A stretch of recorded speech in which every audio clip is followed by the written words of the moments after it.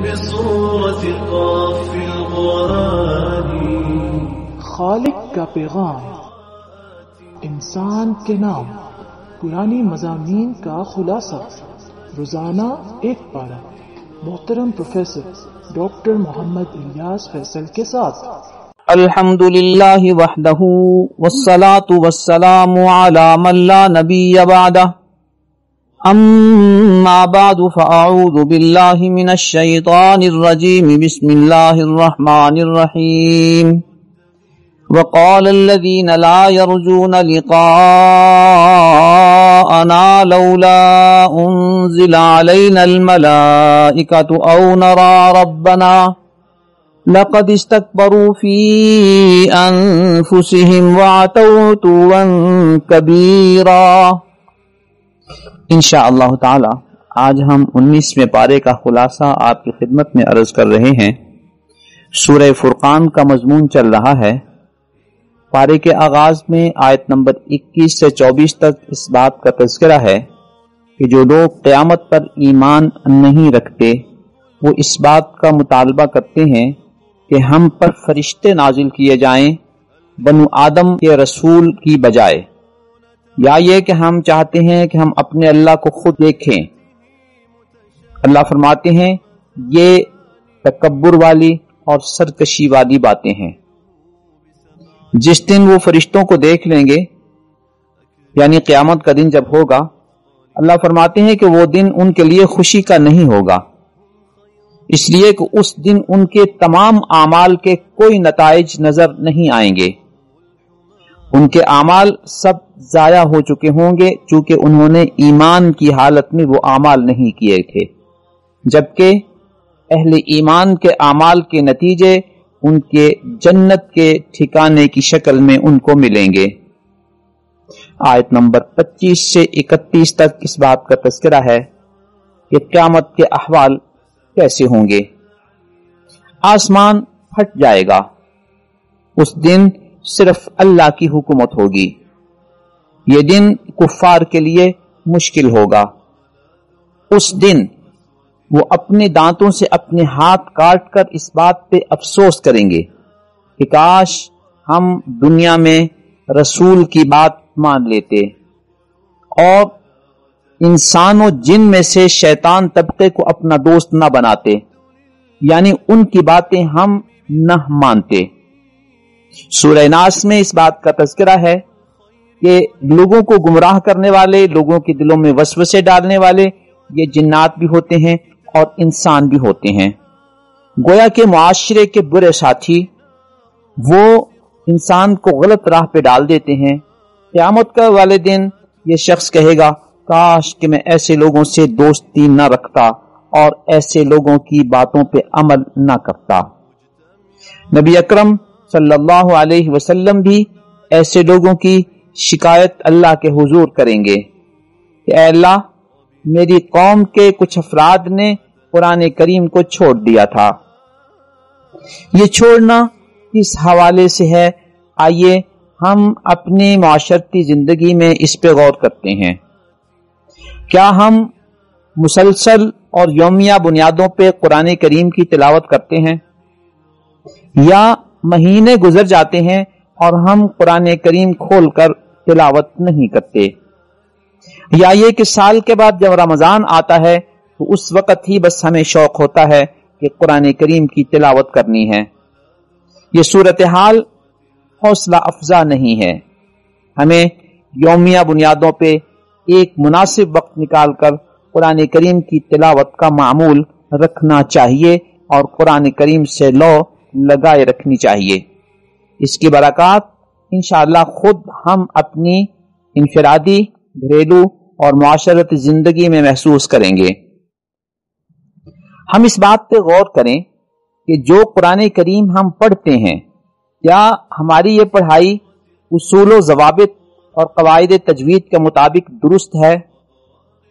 دیکھیے، ایک ہوتا ہے قاریوں کی طرح تلاوت کرنا اور قاریوں کی طرح پڑھنا. یہ ضروری نہیں ہے.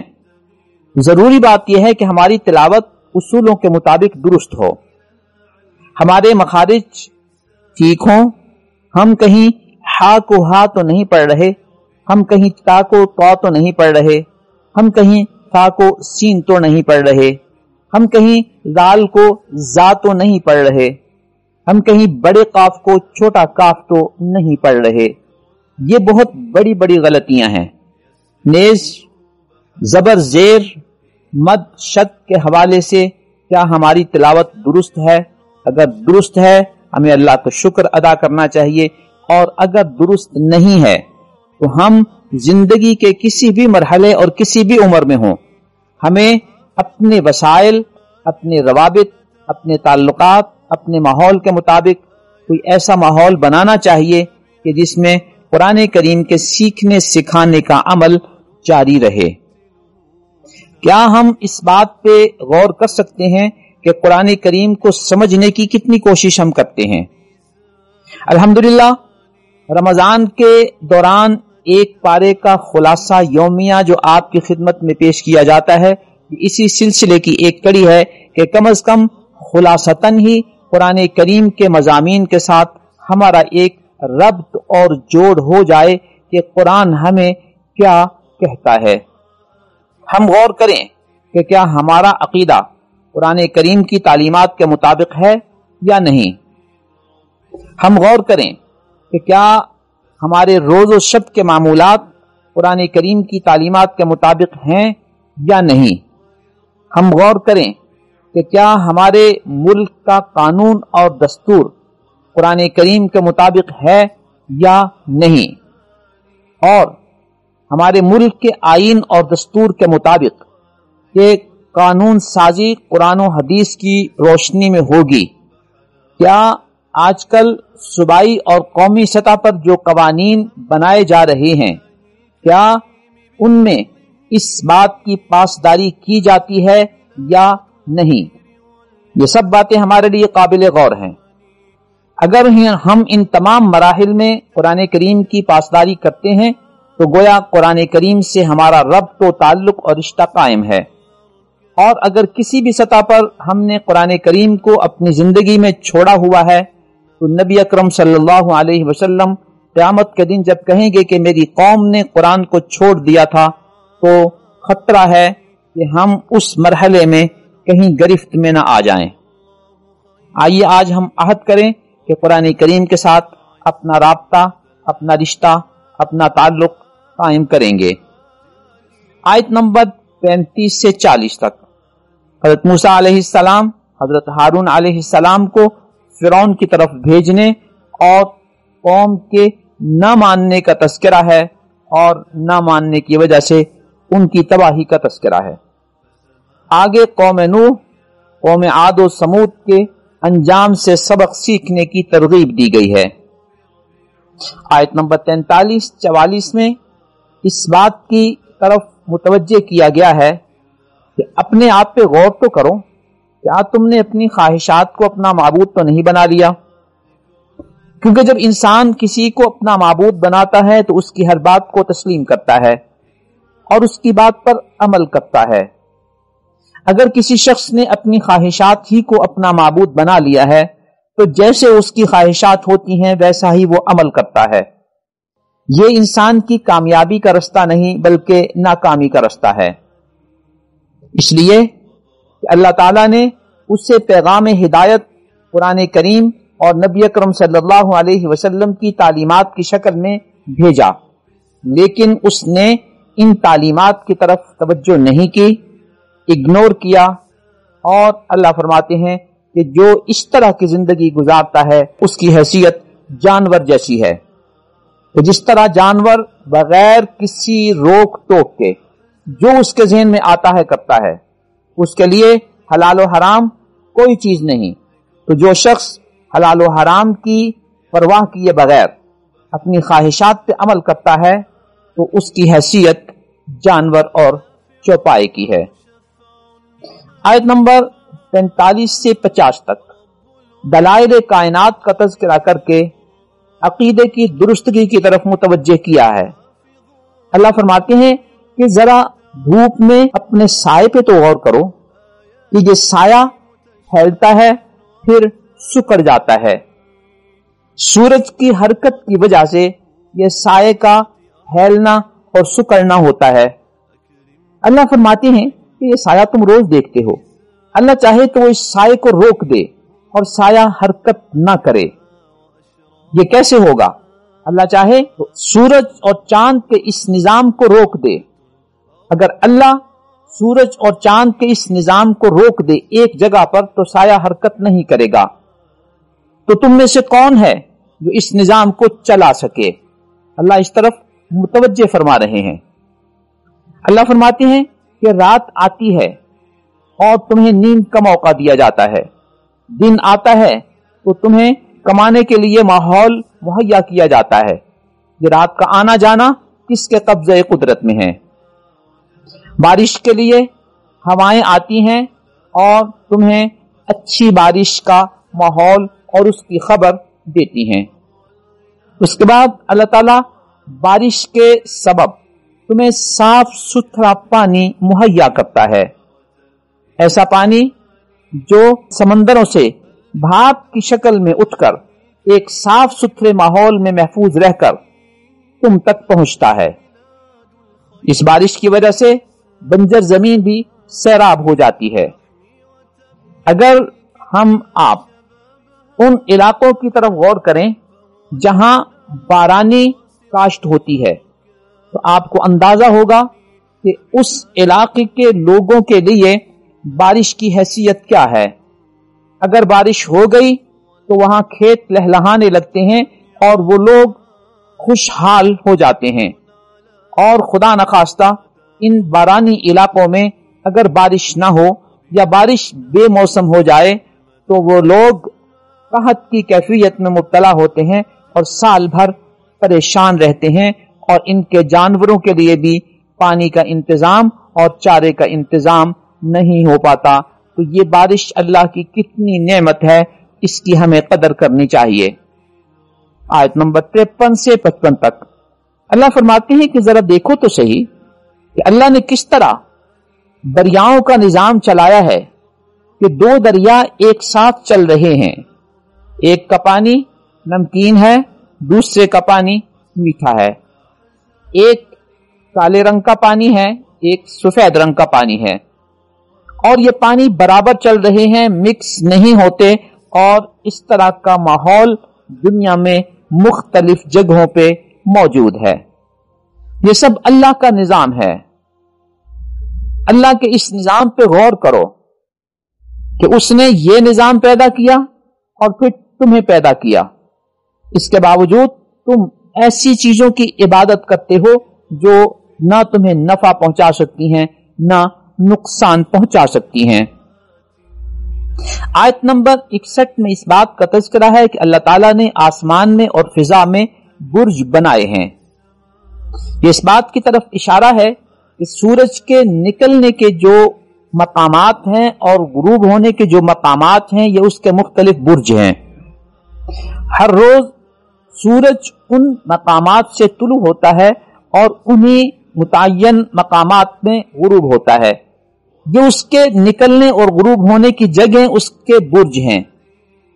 ان جگہوں کی تبدیلی کی وجہ سے اللہ کہیں کہیں کہتے ہیں یہ مشارق اور مغارب یعنی سورج نکلنے کی مختلف جگہیں اور سورج ڈوبنے کی مختلف جگہیں اللہ ہی کی قدرت سے ہیں۔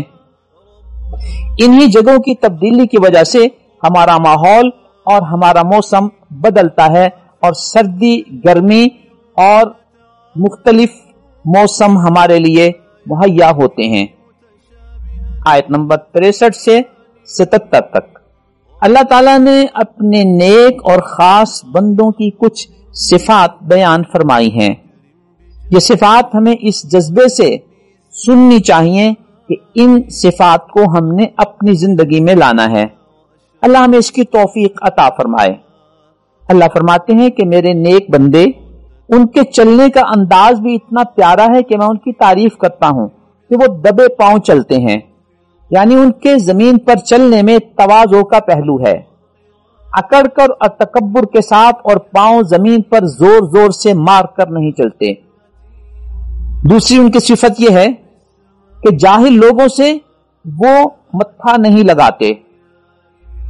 تیسرے نمبر پہ اپنی رات عبادت میں گزارتے ہیں۔ चौथे नंबर पे जहन्नम से पनाह मांगते रहते हैं। 5वें नंबर पे जब खर्चा करते हैं तो ना इसराफ और फजूल खर्ची करते हैं और ना ही बुखल से काम लेते हैं। 6ठे नंबर पे उनकी सिफत यह बयान फरमाई गई कि वो शिरक नहीं करते। 7वें नंबर पे नाहक किसी को कत्ल नहीं करते।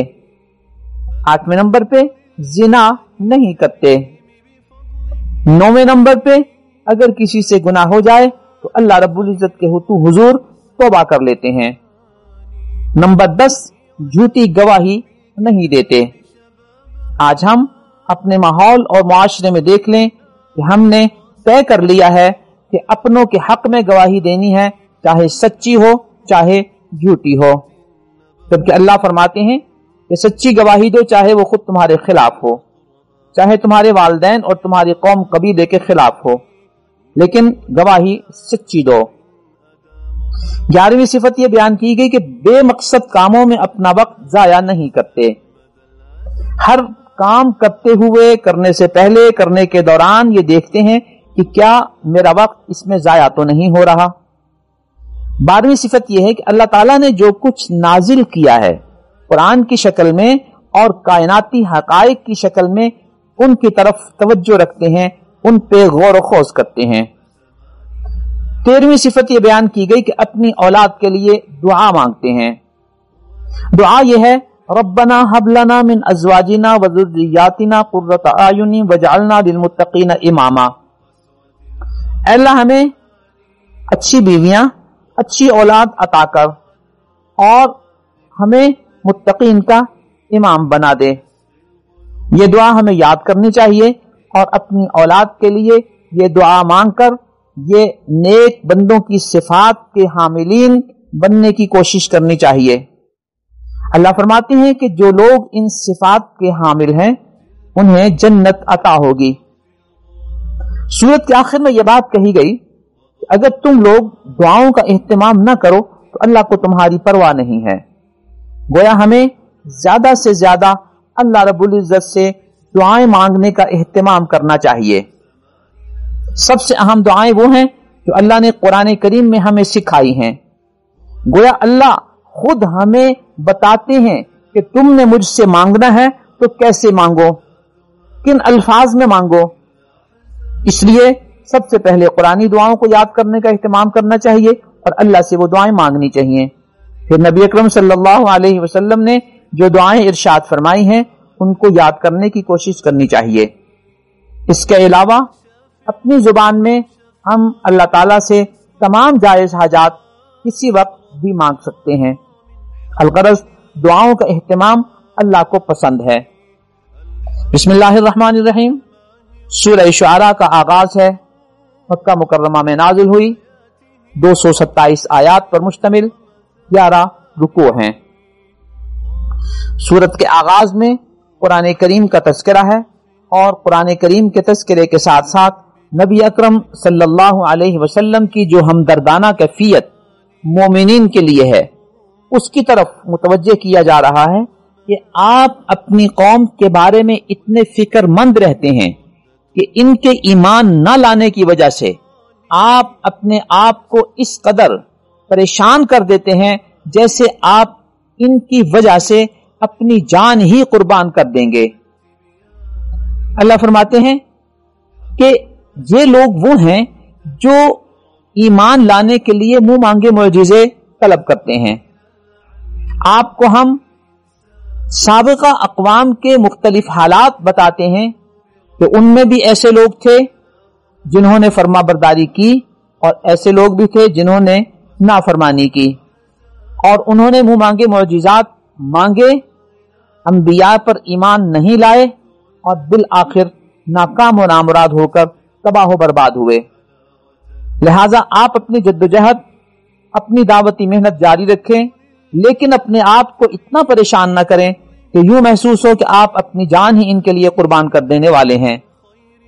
आपकी तसल्ली के लिए आगे साबिका अक़वाम के मुख्तलिफ वाक़यात का तज़किरा है।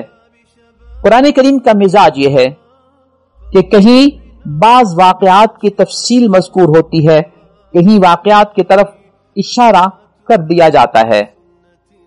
آیت نمبر 10 سے آیت نمبر 51 تک حضرت موسیٰ علیہ السلام اور حضرت ہارون علیہ السلام کو فرعون کی طرف بھیجنے کا تذکرہ ہے، اور انہیں یہ کہا جا رہا ہے کہ فرعون سے کہو کہ اگر تم نے ہماری دعوت کو قبول نہیں کرنا تو بنو اسرائیل کو آزاد کر دو اور انہیں ہمارے ساتھ بھیج دو۔ حضرت موسیٰ و ہارون علیہ السلام نے جب فرعون کے سامنے جا کر توحید کی دعوت پیش کی اور بنو اسرائیل کو آزاد کرنے کی بات کی تو فرعون نے احسان جتاتے ہوئے یہ کہا کہ موسیٰ، تمہیں یاد ہے کہ بچپن میں تمہاری تربیت میں نے کی تھی، اور تمہیں یاد ہے کہ جب تم جوان ہو گئے تھے تو میری قوم کے ایک شخص کو تم نے قتل کر دیا تھا۔ حضرت موسیٰ علیہ السلام نے فرمایا کہ یہ واقعہ میری نبوت سے پہلے کا ہے، اب تو اللہ تعالیٰ نے مجھے نبوت سے سرفراز کر دیا ہے، لہٰذا اب میں جو بات کر رہا ہوں وہ بطور نبی ہے، لہٰذا تم میری بات کو تسلیم کر لو۔ آگے حضرت موسیٰ علیہ السلام فرماتے ہیں کہ تم میری بچپن کی تربیت کا مجھے احسان جتا رہے ہو، تو کیا اس احسان کا مطلب یہ ہے کہ تم میری قوم بنو اسرائیل کو غلام بنائے رکھو؟ اس کا کیا جواز بنتا ہے؟ اس کے بعد فرعون اپنے روٹین کے مطالبوں پر اور روٹین کی بات پر آ گیا کہ تم جادوگر ہو، ہم بھی جادوگروں کو بلاتے ہیں اور تمہارے ساتھ کا مقابلہ رکھتے ہیں، پھر دیکھتے ہیں کہ کون جیتتا ہے۔ فرعون نے اپنے جادوگروں کو بلایا اور ایک مخصوص دن اس منظر کے لیے متعین کیا۔ ان جادوگروں نے اپنے جادو کا مظاہرہ کیا، رسیوں کو پھینکا، وہ سانپ کی شکل میں حرکت کرنے لگیں۔ اللہ رب العزت کی طرف سے حکم ہوا کہ آپ بھی اپنے عصا کو پھینک دیں، وہ عصا بھی اژدہا کی شکل میں نمودار ہوا اور ان رسیوں کو کھا گیا۔ جادوگر اس منظر کو دیکھ کے سمجھ گئے حضرت ابراہیم علیہ السلام کے اس سلسلے میں حضرت موسیٰ علیہ السلام جادوگر نہیں ہیں بلکہ اللہ کے سچے نبی ہیں، اور ہمارا جادو جھوٹ پر مبنی ہے، آپ کا معجزہ حقیقت پر مبنی ہے، لہذا ان پر ایمان لانا چاہیے۔ انہوں نے ایمان قبول کیا۔ فرعون نے ان کو دھمکیاں دی کہ اگر تم نے اسی حالت پر قائم رہنا ہے تو میں تمہیں سولی پر چڑھا دوں گا، میں تمہارے ہاتھ پاؤں کاٹ دوں گا۔ الغرض انہوں نے استقامت کی دعا کی۔ آیت نمبر 52 سے آیت نمبر 68 تک ایک اور ماحول کا ذکر کیا جا رہا ہے کہ اللہ تعالیٰ کی طرف سے موسیٰ علیہ السلام کو اس بات کا حکم ہوا کہ بنو اسرائیل کو لے کر اس علاقے سے خاموشی سے نکل جاؤ۔ حضرت موسیٰ علیہ السلام بنو اسرائیل کو لے کر نکلے تو فرعون اور اس کی قوم کو اس بات کا علم ہو گیا، انہوں نے بھی ان کا تعاقب کیا۔ آگے جا کے ایسا ماحول بنا کہ سامنے سمندر ہے اور پیچھے فرعون ہے اور اس کا لشکر ہے۔ بنو اسرائیل نے کہا انا لمدرکون کہ موسیٰ اب تو ہم پکڑے گئے۔ حضرت موسیٰ علیہ السلام کی قوت ایمانی دیکھیے، فرماتے ہیں کلا، ہرگز ایسا نہیں ہوگا، ان معی ربی سیہدین، میرا رب میرے لیے کوئی رستہ نکالے گا۔ اللہ تعالیٰ کی طرف سے وحی آئی کہ سمندر پر عصا مارو۔ اللہ تعالیٰ نے عصا مارنے کی وجہ سے اس سمندر میں رستے بنا دیے، جس میں سے بنو اسرائیل نے سمندر کو عبور کیا۔ فرعون اور اس کے لشکر نے جب ان کا پیچھا کرتے ہوئے انہی رستوں میں داخل ہونے کا سلسلہ کیا، اللہ تعالیٰ کی طرف سے وہ رستے بند ہو گئے اور فرعون اور اس کا لشکر غرق ہو گیا۔ آیت نمبر 69 سے آیت نمبر 104 تک ابراہیم علیہ السلام کا تذکرہ ہے، اور حضرت ابراہیم علیہ السلام نے قوم سے پوچھا کہ جن لوگوں کی تم عبادت کرتے ہو، جن کو تم پکارتے ہو، کیا یہ تمہاری بات کو سنتے ہیں؟ کیا یہ تمہیں نفع و نقصان دے سکتے ہیں؟ انہوں نے غور کیا کہ واقعی نہ تو یہ ہماری باتوں کو سنتے ہیں اور نہ ہی ہمیں نفع نقصان پہنچا سکتے ہیں۔ تو کہنے لگے اصل میں ہمارے آباء و اجداد چونکہ یہی عمل کرتے چلے آئے تھے، لہذا ہم بھی اسی سلسلے پر قائم ہیں۔ حضرت ابراہیم علیہ السلام نے ان کو کہا کہ میں ان تمام چیزوں کو اپنا دشمن سمجھتا ہوں، یہ شیطانی کارنامے ہیں، میرا تعلق اپنے رب کے ساتھ ہے۔ میری رب کی صفات وہ ہیں کہ جو ان میں سے کسی کے اندر موجود نہیں ہیں۔ میری رب کی صفات یہ ہیں، اللہ نے مجھے پیدا کیا، اللہ نے مجھے سیدھی راہ دکھائی، اللہ مجھے کھلاتا ہے، اللہ مجھے پلاتا ہے، میں بیمار ہو جاؤں تو مجھے شفا دیتا ہے، اللہ ہی مجھے موت دے گا، اللہ ہی پھر مجھے زندہ کرے گا، اللہ تعالیٰ میری مغفرت کرے گا، میں اللہ ہی سے دعا مانگتا ہوں، میں اللہ ہی سے جنت کا طلبگار ہوں اور میرا اللہ ہی مجھے جنت دے گا، میں اللہ ہی سے اس بات کی دعا کرتا ہوں کہ اللہ میرے بات کی مغفرت کر دے۔ یوں 11 باتوں کا تذکرہ کیا جو اللہ کی صفات مشہورہ ہیں، اور اس میں اس طرف اشارہ ہے کہ تم بتاؤ کہ تمہارے معبود ان میں سے کیا کر سکتے ہیں۔ یہاں اس بات کا ذکر مناسب ہے کہ حضرت ابراہیم علیہ السلام کی یہ دعا اپنے والد کے فوت ہو جانے کے بعد ہے۔ اس سلسلے میں پہلے آیت گزر چکی کہ ابراہیم علیہ السلام اپنے والد کے لیے ایک عرصے تک دعا مانگتے رہے۔ عموماً کسی بھی کافر و مشرک کے کفر اور شرک پر مر جانے کے بعد اس کے لیے دعا جائز نہیں ہے۔ آپ زندگی میں ان کی ہدایت کی دعا مانگ سکتے ہیں، لیکن کفر و شرک پر مر جانے کے بعد اب ان کے لیے دعا نہیں ہے، کیونکہ انہوں نے اپنا جہنم کا راستہ کنفرم کر لیا ہے۔ حضرت ابراہیم علیہ السلام کے بارے میں استثنائی طور پر بتایا گیا کہ جو شخص کفر و شرک پر مر جائے اس کے لیے دعا نہیں کی جا سکتی سوائے ابراہیم علیہ السلام کے کہ انہوں نے اللہ تعالیٰ سے ایک وعدے کے مطابق ایک عرصے تک اپنے والد کے لیے دعا کی، اس کے بعد انہوں نے بھی اس کے لیے دعا مانگنا چھوڑ دی۔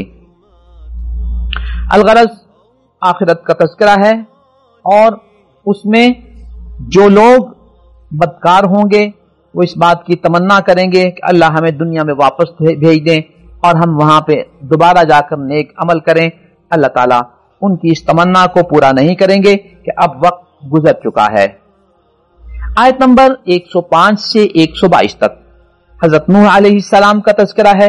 انہوں نے اپنی قوم کو دعوت توحید دی، قوم نے بیجا اعتراضات کیے، بیجا مطالبے کیے، قوم کی ہدایت سے نا امید ہو کر حضرت نوح علیہ السلام نے ان کے لیے بد دعا کی۔ اللہ تعالیٰ نے ان کو اور ان کے ماننے والوں کو نجات عطا فرمائی، اور نافرمانوں کو اللہ نے غرق کر دیا۔ حضرت نوح علیہ السلام کا علاقہ عراق میں تھا، اور اگر زیادہ وضاحت کی جائے تو آج جو موجودہ کوفے کا علاقہ ہے گو کہ یہ شہر بعد میں بسا، کہا جاتا ہے حضرت نوح علیہ السلام کے علاقے کا مرکز یہ تھا۔ آیت نمبر 123 سے 140 تک قوم عاد کا تذکرہ ہے، جنہوں نے اپنے نبی حضرت ہود علیہ السلام کو جھٹلایا اور بالآخر تباہ و برباد ہوئے۔ ان کا علاقہ سعودیہ اور یمن کے درمیان ہے۔ آیت نمبر 141 سے 159 تک قوم سمود کا تذکرہ ہے، جن کے نبی حضرت صالح علیہ السلام نے ان کو توحید کی دعوت دی۔ انہوں نے منہ مانگا مطالبہ کیا کہ اس پتھر سے اونٹنے نکلے اور نکل کر بچہ جنے۔ حضرت صالح علیہ السلام نے قوم کے ایمان کی تمنا کرتے ہوئے اللہ سے دعا مانگی، اللہ نے دعا قبول فرمائی اور ان کا منہ مانگا معجزہ انہیں ملا۔ جب وہ اونٹنی معرض وجود میں آ گئی تو وہ اتنا کھاتی تھی، اتنا پانی پیتی تھی کہ ان کے جانوروں کے لیے پانی نہیں بچتا تھا۔ اس پر اختلاف ہوا کہ صالح کی اونٹنی تو اتنا پانی پی جاتی ہے کہ ہمارے جانوروں کے لیے بھی نہیں بچتا۔ یہ طے ہوا کہ ایک دن یہ اونٹنی پانی پیا کرے گی اور ایک دن تمہارے جانور پانی پیا کریں گے۔ اس کے باوجود انہوں نے اونٹنی کو قتل کر دیا، جس کی وجہ سے اللہ تعالیٰ کا ان پر عذاب آ گیا۔ حضرت صالح علیہ السلام کا علاقہ آج بھی مدائن صالح کے نام سے مشہور ہے، اور مدینہ منورہ سے تبوک جاتے ہوئے تقریباً 400 کلومیٹر کے فاصلے پر ہے۔ آیت نمبر 160 سے 175 تک قوم لوط اور ان کی بدعمالیوں کا تذکرہ ہے، جنہوں نے اپنے نبی کی دعوت توحید کو تسلیم نہیں کیا اور اپنی بدعمالیوں کی درستگی نہیں کی، ان پر اصرار کیا، اللہ تعالیٰ کی طرف سے ناراضگی آئی اور ان کو تباہ کر دیا گیا۔ قوم لوط کا علاقہ موجودہ اردن اور فلسطین کے درمیان میں ہے، جو ڈیڈ سی یا بحر میت کے نام سے مشہور ہے۔ آیت نمبر 176 سے 191 تک قوم شعیب کا تذکرہ ہے، جو شرک کی بیماری کے ساتھ ساتھ ناپ تول کی کمی میں بھی مبتلا تھی۔ انہیں ان اعمال کی اصلاح کی ترغیب دی گئی، لیکن انہوں نے اپنے نبی حضرت شعیب علیہ السلام کی دعوت کو عمومی طور پر تسلیم نہیں کیا، لہذا ان پر اللہ کا عذاب آ گیا۔ ان کا علاقہ تبوک سے لے کر اردن کے اندرونی علاقوں تک ہے۔ آیت نمبر 192 میں اللہ تعالیٰ نے ان انبیاء کے تذکرے کے بعد قرآن کریم اور نبی اکرم صلی اللہ علیہ وسلم کی امت کے لوگوں کا تذکرہ کیا ہے کہ ان کا معاملہ قرآن کریم کے ساتھ کیا ہے۔ وہ بھی گزشتہ اقوام سے مختلف نہیں، یہ بھی منہ مانگے معجزے مانگ رہے ہیں جس طرح گزشتہ اقوام کے لوگ منہ مانگے معجزات مانگتے رہے تھے، لہذا یہ کمپیریٹیو مطالعہ کرا کے بتا دیا گیا کہ اگر یہ لوگ اپنی اسی روش پر قائم رہے تو اللہ تعالیٰ کی ناراضگی ہوگی اور یہ لوگ دنیا و آخرت میں ناکام و نامراد ہوں گے۔ آیت نمبر 214 میں اللہ تعالیٰ کی طرف سے نبی اکرم صلی اللہ علیہ وسلم کو اسلام کے ابتدائی ایام میں اس بات کا حکم آیا کہ وَأَنذِرْ عَشِيرَتَكَ الْأَقْرَبِينَ، اے نبی اپنے قریبی رشتہ داروں کو بھی دین کا پیغام کھل کر پہنچا دو۔ اس آیت کے نزول کے بعد نبی اکرم صلی اللہ علیہ وسلم مسجد حرام کے پڑوس میں ایک پہاڑی صفا پر جلوہ افروز ہوئے اور ایک ایک قبیلے کو نام لے لے کر پکارا۔ عرب کلچر میں یہ بات معروف تھی کہ جب کسی نے کوئی اہم بات کرنی ہوتی تو وہ کسی بلند جگہ پہ پہنچ کر لوگوں کو نام لے لے کر بلاتا، لوگ آتے اور ان کی بات سن لیتے۔ مختلف قبائل نبی اکرم صلی اللہ علیہ وسلم کی اس صدا پر جمع ہوئے۔ آپ نے ارشاد فرمایا کہ میرا گزشتہ زمانہ بچپن سے جوانی تک کا جو تم میں گزرا ہے اس کے بارے میں تمہیں کیا خیال ہے، تمہارا کیا تبصرہ ہے؟ سب نے بیک زبان کہا کہ آپ صادق و امین تھے اور ہم نے آپ کو ہر معاملے میں سچا پایا، آپ کے کردار پر کوئی انگلی اٹھائی نہیں جا سکتی۔ آپ نے ارشاد فرمایا کہ میرے اس سابقہ کردار کو دیکھتے ہوئے، میری سچائی اور ایمانداری کو دیکھتے ہوئے، اگر میں تمہیں یہ کہہ دوں کہ اس پہاڑی کے پیچھے ایک لشکر ہے جو تم پر حملہ آور ہونے والا ہے، تم اپنی آنکھوں سے گو کہ اسے نہیں دیکھ رہے، تو کیا میرے کہنے کی وجہ سے مان لوگے؟ انہوں نے کہا کہ آپ نے ہمیشہ سچی بات کی ہے، ہم اپنی آنکھوں کو تو جھٹلا سکتے ہیں لیکن آپ کی بات کو نہیں جھٹلا سکتے، ہم آپ کی بات کو تسلیم کر لیں گے۔ اس پر آپ صلی اللہ علیہ وسلم نے ارشاد فرمایا کہ مجھے اللہ کی طرف سے تمہاری طرف رسول بنا کر بھیجا گیا ہے، اللہ کی توحید کو مان لو، لا الہ الا اللہ کا اعتراف کر لو، کامیابی تمہارے قدم چومے گی، دنیا و آخرت کی کامیابی تمہارے مقدر میں ہوگی۔ یہ جواب سن کر، یہ دعوت سن کر کچھ لوگ تو خاموش رہے، لیکن آپ کے ایک رشتے کے چچا ابو لہب نے غصے میں آ کر بڑے بے ادبی کے الفاظ بولے اور اس نے کہا تبا لکا الہذا جمعتنا، تیرے ہاتھ ٹوٹ جائیں، کیا تو نے اس لیے ہمیں یہاں پہ جمع کیا تھا؟ معاذ اللہ، اس کے الفاظ ہم نے بڑے خطرے کے ساتھ، بڑے خوف کے ساتھ آپ کے سامنے نقل کر دیے کہ آپ صلی اللہ علیہ وسلم کے ادب اور آپ کے شان کے خلاف اس نے بے ادبی کے یہ جملے کہے۔ اللہ تعالیٰ کی طرف سے جواب آیا اور سورہ تبت نازل ہوئی کہ جس نے آپ کے بارے میں یہ کہا ہے تبت یدا ابی لہب، اس کے ہاتھ ٹوٹ جائیں گے، تو اس پوری صورت کے نزول کے کافی سال بعد تک ابو لہب زندہ رہا، لیکن اس نے اسلام قبول نہیں کیا۔ آیت نمبر 221 سے 227 تک اسلام شعراء کی بابت ہمیں کیا تعلیم دیتا ہے؟ ان باتوں کا خلاصہ یہ ہے کہ عام طور پہ شعراء تخیلات کی دنیا میں مگن رہتے ہیں۔ ان تخیلات میں رہنے کی وجہ سے ان کا وقت ضائع ہوتا ہے، اور وہ اس طرح کے تخیلات میں گم ہوتے ہیں کہ شیطان ان کو عجیب عجیب قسم کی باتیں سجھاتا ہے۔ عام طور پر ہمارے شعراء کے جو غزلیہ اشعار ہیں یا اس طرح کی فرضی باتیں ہیں جس میں انہوں نے اپنا سارا وقت گنوایا ہوتا ہے اور وہ الفاظ کے غازی ہوتے ہیں، لیکن معاشرتی زندگی، معاشرتی سرگرمیوں کے اعتبار سے وہ کردار کے غازی ہمیں نظر نہیں آتے۔ یہی وجہ ہے کہ خوردونوش کے اعتبار سے، اپنے مادی وسائل کے اعتبار سے وہ عموماً کنگال ہوتے ہیں۔ اللہ تعالیٰ نے ان لوگوں کی بابت شیطانی تاثیر کا تذکرہ کرنے کے بعد کچھ لوگوں کو مستثنا کیا کہ وہ شعراء جو ایمان والے ہوتے ہیں اور عمل صالح والے ہوتے ہیں اور اللہ کی یاد سے غافل نہیں ہوتے، ان کے اشعار اس زمرے میں نہیں آتے اور ان کے اشعار ناپسندیدہ نہیں بلکہ پسندیدہ ہوں گے۔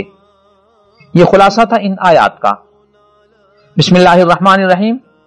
سورہ نمل کا آغاز ہے، مکی سورت ہے، 93 آیات پر مشتمل ہے، 7 رکوع ہیں۔ آیت نمبر 1 سے آیت نمبر 6 تک قرآن کریم کے پیغام کو ماننے والوں کی کامیابی اور نہ ماننے والوں کی ناکامی کا تذکرہ ہے۔ آیت نمبر 7 میں حضرت موسیٰ علیہ السلام کے اس واقعے کا ذکر ہے کہ جب وہ حضرت شعیب علیہ السلام کے پاس کچھ عرصہ قیام کرنے کے بعد اپنے کنبے کے ہمراہ واپس آ رہے تھے تو انہیں رستے میں اندھیرے کی شکل میں وقت گزارتے ہوئے کہیں آگ کی ایک جھلک نظر آئی تو فرمانے لگے انی آنست نارا، مجھے ایک جگہ آگ نظر آ رہی ہے، میں وہاں سے آگ لے آتا ہوں تاکہ ہم اس کی روشنی میں اپنی رہنمائی بھی لیں رستے کی اور اپنے سردی کے ماحول کو بھی کچھ گرم کر سکیں۔ جب بھی اس آگ کی جگہ پر پہنچے اللہ تعالیٰ کی طرف سے آواز آئی کہ میں تمہارا خدا ہوں اور تم اللہ کی طرف سے منتخب ہو اور تمہیں معجزات عطا کیے گئے ہیں، جن میں عصا کا معجزہ ہے کہ اپنے عصا کو پھینکو گے تو یہ اژدہا بن جائے گا، اور اللہ تعالیٰ نے تمہیں ید بیضا کا معجزہ دیا ہے کہ اپنی ہاتھ کو بغل میں ڈال کر نکالو گے تو وہ سفید اور روشن ہوگا۔ یہ معجزات لے کر اب تم فرعون کے پاس جاؤ، لیکن فرعون نے آپ کی دعوت کو قبول نہیں کیا، انکار کی وجہ سے اللہ تعالیٰ نے اس کو تباہ کر دیا۔ آیت نمبر 15 سے آیت نمبر 19 تک حضرت داؤد علیہ السلام اور حضرت سلیمان علیہ السلام کا تذکرہ ہے۔ یہاں پہ حضرت سلیمان علیہ السلام کا تذکرہ کچھ تفصیل سے کیا جا رہا ہے۔ اللہ فرماتے ہیں کہ ہم نے حضرت سلیمان علیہ السلام کو پرندوں کی بولی اور پرندوں کی زبان بھی سکھائی ہوئی تھی۔ وہ پرندوں کے ساتھ بات چیت بھی کر لیتے تھے اور ان کی زبان اور ان کی بات سمجھ بھی لیتے تھے۔ اللہ فرماتے ہیں کہ ہم نے انہیں بہت بڑی بادشاہی عطا کی تھی اور جنات و انسان پر بھی انہیں حکمرانی عطا کی تھی۔ ایک مرتبہ حضرت سلیمان علیہ السلام جنات و انسانوں کے ہمراہ تشریف لا رہے تھے کہ آگے چیونٹیوں کی بستی تھی۔ ایک چیونٹی نے دوسری چیونٹیوں کو آواز لگائی کہ حضرت سلیمان علیہ السلام اور ان کا لشکر آ رہا ہے، اے چیونٹیوں تم اپنے اپنے بلوں میں داخل ہو جاؤ، کہیں سلیمان علیہ السلام اور ان کے لشکر کے پاؤں کے نیچے آ کر تم پس نہ جاؤ۔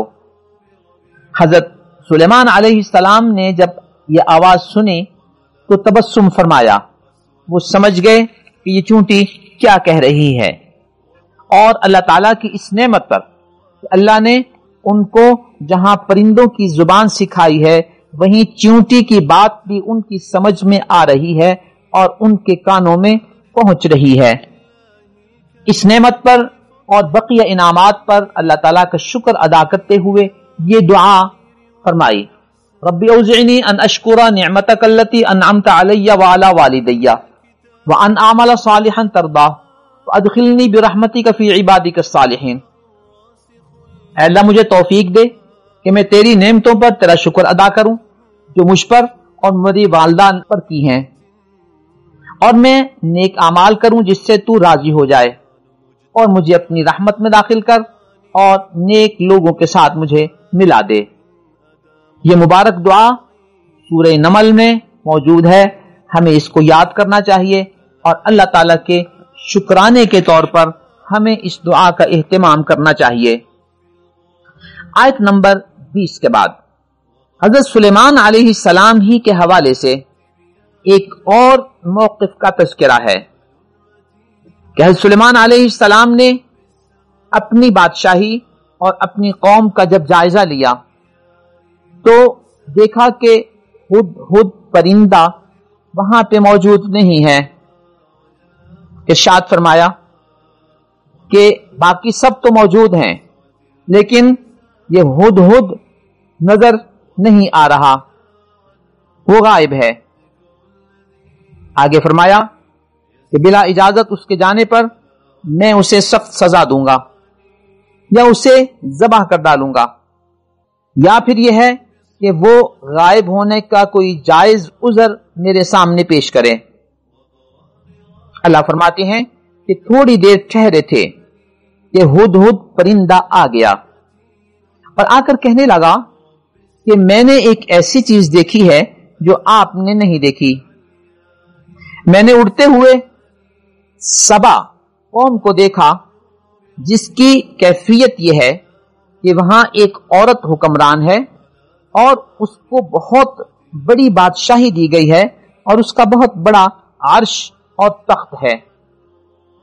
میں نے اس عورت کو اور اس کی قوم کو اس حالت میں پایا ہے کہ وہ سورج پرست ہیں اور اللہ کے علاوہ سورج کی عبادت کرتے ہیں۔ شیطان نے ان کے اس عمل کو ان کے لیے مزین کر دیا ہے اور انہیں سیدھے راستے سے روک دیا ہے، جس کی وجہ سے وہ صحیح راستے پر نہیں چل رہے۔ آگے ہدہد کا عقیدہ دیکھیے کہ وہ کہتا ہے کہ یہ لوگ اللہ کو سجدہ کیوں نہیں کرتے، یعنی سورج کو سجدہ کرنے کی بجائے اللہ کو سجدہ کیوں نہیں کرتے جس نے آسمان و زمین کی ان ساری چیزوں کو پیدا کیا ہے اور وہ ہر چھپی اور ظاہر چیز کو جانتا ہے۔ یہ اللہ وہی معبود ہے جس کے علاوہ کوئی عبادت کے لائق نہیں، یہ عرش عظیم کا مالک ہے۔ حضرت سلیمان علیہ السلام نے ہدہد کا یہ موقف سننے کے بعد ارشاد فرمایا کہ سننظر اصدقت ام کنت من الکاذبین، ابھی ہم دیکھتے ہیں کہ تم نے جو بات کی ہے یہ سچی ہے یہ جھوٹی ہے۔ آگے فرمایا کہ اذهب بکتابی ھذا، میں تمہیں ایک خط دیتا ہوں، یہ خط لے کر تم اس قوم کے پاس جاؤ اور دیکھو کہ وہ اس کا کیا جواب دیتے ہیں۔ یہ ہدہد حضرت سلیمان علیہ السلام کا یہ خط لے کر ملکہ سبا کے پاس پہنچا اور اس خط کا مضمون یہ تھا کہ خط پڑھ کر ملکہ سبا نے اپنی قوم سے مشاورت کرتے ہوئے کہا، یا ایھا الملأ انی القی الی کتاب کریم، اے میرے مقربین، اے میرے قوم کے سرداروں، مجھے ایک پاکیزہ خط وصول ہوا ہے۔ انہ من سلیمان و انہ بسم اللہ الرحمن الرحیم، یہ سلیمان کی طرف سے ہے اور اس کا آغاز بسم اللہ الرحمن الرحیم سے ہوتا ہے۔ حضرت سلیمان علیہ السلام نے فرمایا ہے کہ تم میرے مقابلے کی بجائے اسلام قبول کر کے میرے پاس آ جاؤ۔ اس ملکہ سبا نے اپنے سرداروں سے کہا اب آپ ہمیں رائے دیں کہ ہم کیا کریں۔ جب تک آپ کی رائے میرے سامنے نہیں آئے گی اس وقت تک میں کوئی وقتی اور واضح فیصلہ نہیں کر سکتی۔ ان سرداروں نے کہا ہم بڑے قوت اور تیاری اور اسلحے والے ہیں، فیصلہ آپ کریں، جو آپ فیصلہ کریں گے ہم اس پر عمل کریں گے۔ ملکہ سبا نے بڑی سمجھداری کی بات کی کہ اگر ہم نے سلیمان علیہ السلام کی بات کو نہ مانا تو وہ ہمارے ساتھ جنگ کریں گے، اور جنگوں کے نتائج اچھے نہیں ہوتے، اس لیے کہ جب بادشاہ کسی علاقے میں داخل ہوتے ہیں تو اس علاقے کو تہس نہس کر دیتے ہیں اور اس علاقے کا بہت نقصان ہو جاتا ہے، اور عزت والے لوگ ذلت کی گہری کھائی میں جا گرتے ہیں۔ ہاں البتہ میں ایک امتحان لیتی ہوں، میں ان کے پاس ہدیہ بھیجتی ہوں اور پھر دیکھتی ہوں کہ وہ ہدیے کے ساتھ کیا سلوک کرتے ہیں۔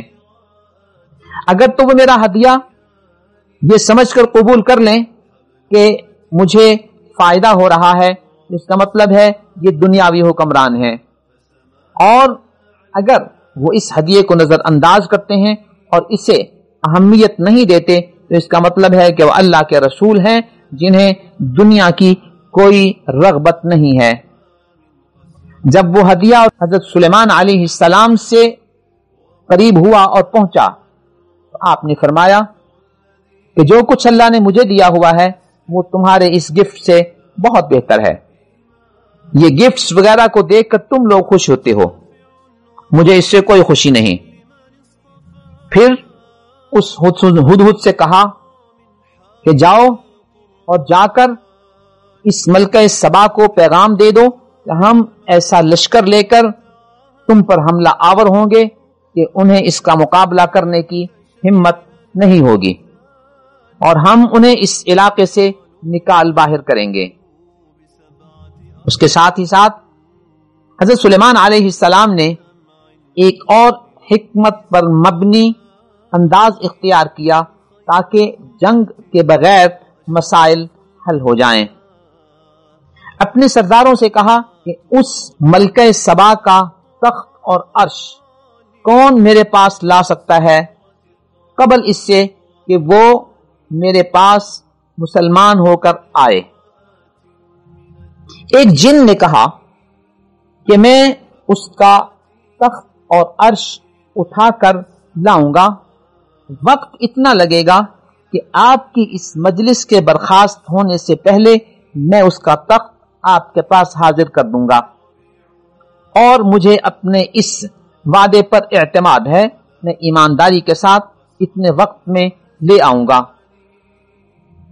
اللہ فرماتے ہیں کہ ایک اور شخص حضرت سلیمان علیہ السلام کی قوم میں تھا جسے اللہ تعالیٰ نے خاص علم دیا ہوا تھا۔ اس نے کہا کہ میں آپ کے پاس اس ملکہ سبا کا عرش حاضر کر دیتا ہوں آپ کے پلک جھپکنے سے پہلے۔ پلک جھپک میں حضرت سلیمان علیہ السلام نے دیکھا کہ اس ملکہ کا عرش آپ کے سامنے موجود ہے، اس کا تخت آپ کے سامنے موجود ہے۔ یہ اللہ رب العزت کے علم کا اثر ہے کہ وہ جیسے چاہیں فاصلوں کو اس طرح سکیڑ دیں کہ وہ چیزیں پلک جھپک میں پہنچ جائیں۔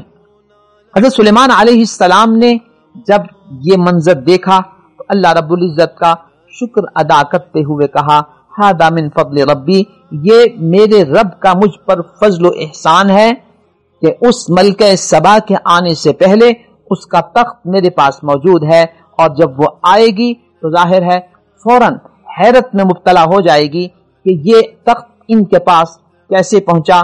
اس منظر کو دیکھ کر اس کو اسلام قبول کرنے میں آسانی ہو جائے گی۔ یہ ھذا من فضل ربی کا مبارک جملہ اچھے معنی پر مشتمل ہے، ہمیں بھی اچھے مفہوم و معنی کے اعتبار سے اسے بولنا چاہیے، پڑھنا چاہیے اور لکھنا چاہیے. ہمیں اپنے حلال کی کمائی پر اس جملے کو استعمال کرنا چاہیے. اللہ تعالیٰ کے انعامات پر جو حلال شکل میں ہم تک پہنچیں اس جملے کا استعمال کرنا چاہیے. معاشرتی حالات کو دیکھتے ہوئے یہ صورت مجھ پر اور آپ پر مخفی نہیں ہے کہ ایسا بھی ہوتا ہے کہ کچھ لوگ رشوت اور حرام کی کمائی کے ساتھ اپنے گھر اور کوٹھیاں بنواتے ہیں اور اس حرام کی کمائی پر جو لیبل لگاتے ہیں ھذا من فضل ربی، اس وجہ سے یہ جملہ ہمارے ہاں اچھے مفہوم کی بجائے ایک اور مفہوم کی طرف اشارہ کر رہا ہے جو اللہ رب العزت کی ناراضگی کا سبب ہے. اگر یہ حرام کی کمائی ہے تو اس پر ھذا من فضل ربی لکھنا یہ اس جملے کا غلط استعمال ہے اور اس جملے کی بے ادبی ہے. ہمیں اس سے احتیاط کرنی چاہیے. حضرت سلیمان علیہ السلام نے اس تخت کو اپنے پاس دیکھ کر یہ کہا کہ اب میں اس نعمت کو اپنے سامنے دیکھ کر اللہ کا شکر ادا کروں یا ناشکری کروں. حقیقت یہ ہے کہ جو شکر کرتا ہے اللہ کا اس کا فائدہ اسی کو ہوتا ہے اور جو ناشکری کرتا ہے اسے اللہ تعالیٰ کی ناراضگی کا سامنا ہوتا ہے اور اللہ کو کوئی نقصان نہیں ہوتا. یہ دراصل قوم کو سمجھانا مقصد ہے کہ جب بھی اللہ کی کوئی نعمت ہو تو اس پر شکر ادا کرنا چاہیے. حضرت سلیمان علیہ السلام نے اپنے لوگوں سے کہا کہ اس تخت کا منظر کچھ تبدیل کر لو تاکہ جب وہ آئے تو وہ یہ دیکھ کر بھی حیران ہو جائے کہ یہ میرا تخت ہے اور میرا عرش ہے، اور یہ دیکھ کر بھی حیران ہو جائے کہ اس میں کچھ تبدیلی ہو چکی ہے، یہ میرا ہی تخت ہے یا کسی اور کا ہے. وہ تبدیلی کر دی گئی. جب وہ آئی تو حضرت سلیمان علیہ السلام نے اس سے پوچھا اھٰکذا عرشکی، تمہارا تخت بھی اسی طرح کا ہے؟ وہ بھی بڑے سمجھدار تھی، کہنے لگی کہ انہ ہوا، گویا کہ یہ وہی ہے. وَأُوتِينَا الْعِلْمَ مِنْ قَبْلِهَا وَكُنَّا مُسْلِمِينَ، ہمیں ان حقائق کا اندازہ ہو چکا تھا اور ہم مسلمان ہو کر آپ کے پاس آئے ہیں. یوں اس قوم نے اور اس ملکہ نے اسلام قبول کر لیا اور اس کی قوم کو بھی اللہ رب العزت نے ہدایت عطا فرمائی. اس پارے کی آخری آیات میں آیت نمبر 45 سے آیت نمبر 58 تک قوم سمود اور قوم لوط کا ذکر ہے، جنہوں نے اپنے اپنے انبیاء کی تعلیمات پر عمل نہیں کیا، جس کی وجہ سے انہیں اللہ کی ناراضگی کا سامنا ہوا اور وہ قومیں تباہ و برباد ہو گئیں. یہ سب کچھ امت مسلمہ کے لیے باعث سبق ہے کہ تم بھی اپنے نبی کی بات مانو گے، دنیا و آخرت میں کامیاب و کامران ہو جاؤ گے، اور اگر نہیں مانو گے تو ان قوموں کی طرح تمہارا انجام بھی اچھا نہیں ہوگا. اللہ رب العزت ہمیں قرآنی تعلیمات سے جو جو سبق ملتے ہیں ان کو سیکھنے کی، سمجھنے کی، اس پر عمل کرنے کی توفیق عطا فرمائے، اور قرآن کریم کی تلاوت، صحیح تلاوت اور قرآن کریم کے جو حقوق ہم پر ہیں انہیں ادا کرنے کی توفیق عطا فرمائے.